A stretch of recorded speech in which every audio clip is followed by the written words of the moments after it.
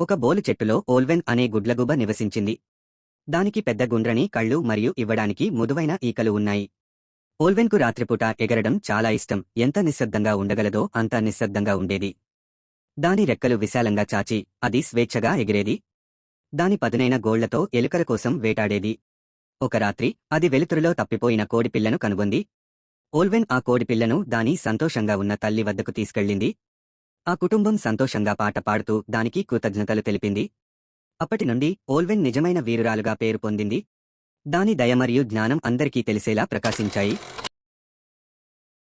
Rosie అనే చిన్న ఎర్ర చీమ ఉండేది. రోజీ తన స్నేహితులతో కలిసి అన్వేషించడానికి మరియు ఆడుకోవడానికి ఇష్టపడేది.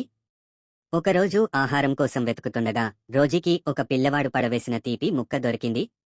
రోజీ చాలా ఉత్సాహంగా ఉంది. ఆమె ఆ ముక్కను తన కుటుంబంతో పంచుకోవడానికి తన పుట్టకు తీసుకెళ్లాలనుకుంది. కాని ఆ ముక్కను ఒంటరిగా మోయలేనంత బరువుగా ఉంది.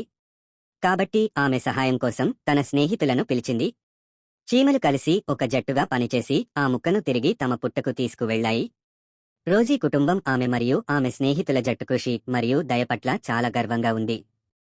ఆ రోజు నుండి రోజీ మరియు ఆమె స్నేహితులు తోటలో అత్యంత ధైర్యవంతులు మరియు అత్యంత సహాయకారిగా ఉండే చీమలుగా ప్రసిద్ధి చెందారు.